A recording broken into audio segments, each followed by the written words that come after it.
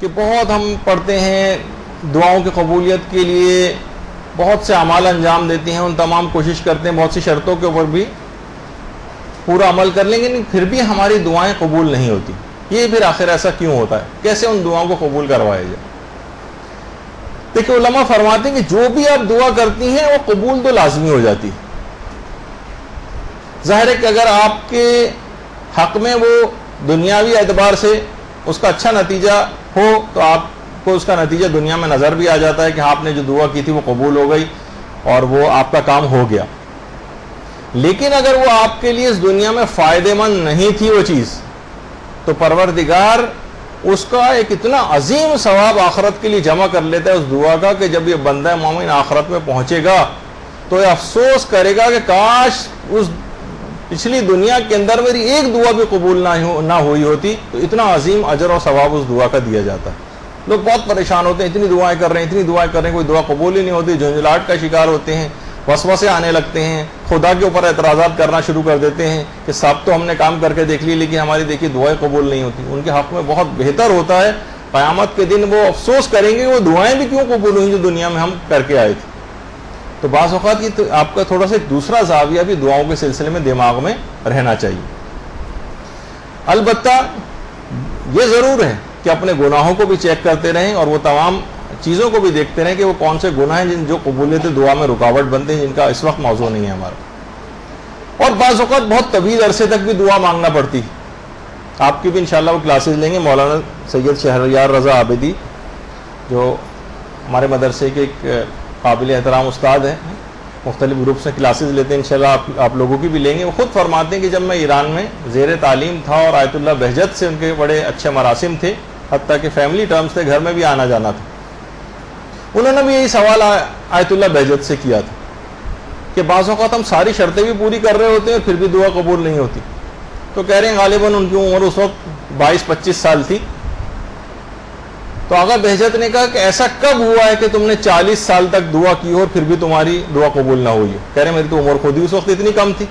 مقصد کہنے کا یہ کہ بعض اوقات پروردگار روایتوں میں بھی کہ اس بندے کی آواز کو اتنا بار بار سننا پسند کرتا کہ اس کی دعا کی قبولیت میں بہت تاخیر کر دیتا ہے اور اس کا اجر و ثواب یعنی جتنی جلد دعا قبول ہو جائے گی آپ نے دیکھا کہ فوراً ہی پھر ہمارے جوش و جذبات ٹھنڈے پڑ جاتے ہیں. ورنہ ہم اس کے لیے اعمال کرتے رہتے ہیں، اذکار کرتے رہتے ہیں، سورے پڑھتے رہتے ہیں، ہمارے اجر و ثواب میں اضافہ ہوتا چلا جائے. دعا قبول ہونی ہے لیکن کچھ عرصے بعد، تاکہ مزید اجر و ثواب بھی دے دیا جائے آپ کو.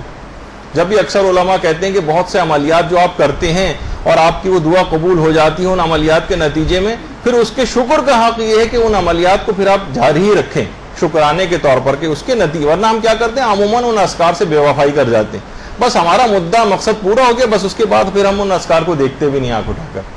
ایک لحاظ سے بے وفائی ہے.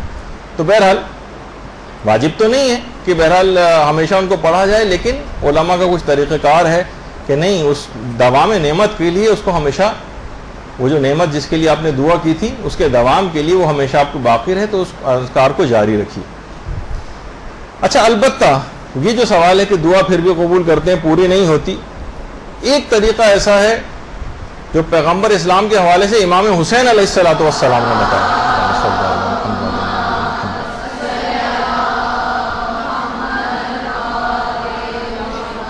اور 1 ہفتے تک فقط وہ کرنا ہے، اور اس کو علماء نے لکھا ہے کہ دستور العمل حسین ابن علی. اور کچھ دن جو ہیں ہفتے کے جو 7 دن ہیں اس کے اندر 10-10 تسبیحیں ان اذکار کی پڑھنا، لازمی وہ دعا ضرور قبول ہو جائے گی. ہفتے کے دن یا حیو یا قیوم، اتوار کے دن ایاک نعبد و ایاک نستعین، پیر کے دن سبحان اللہ والحمد للہ، منگل کے دن یا اللہ یا رحمانو، بدھ کے دن حسبی اللہ و نعم الوکیل، جمعرات کے دن یا غفور و یا رحیم، اور جمعے کے دن یا ذل جلال والاکرام. 1000 دفعہ یہ ذکر پڑھا جائے گا، یعنی 10-10 تسبیحیں، اور 1 ہفتے کے اندر انشاءاللہ وہ دعا جو ہے وہ قبول ہو جائے گی. یہ دستور العمل امام حسین علیہ الصلوۃ والسلام نے پیغمبر اسلام کے حوالے سے تعلیم کیا. نہیں، بیچ سے بھی کر سکتے ہیں، کسی بھی دن سے سٹارٹ کر سکتے ہیں. بس یہ کہ اگلا وہی دن جب آئے گا تو اس میں یہ سارے اذکار ایک ہفتے کے اندر اندر جو ہے وہ پورے ہو جائیں. اور تو بہرحال بیچ میں ضمنی طور پر یہ چیز بھی آگے کہ کچھ اور باتوں کا خیال رکھنا ہوتا ہے, اور نہیں بھی اگر ہو تو ہمارے لیے اجر و ثواب کی صورت میں تو وہ چیز رکھی لی جاتی. اور تیزی رفتاری سے آگے بڑھیں گے, جن خواتین نے لکھ لیا ہے وہ دوسروں سے بعد میں شیئر کرا دیں, کیونکہ اتنی دیر تو رکا نہیں جا سکتا سلائڈ پہ.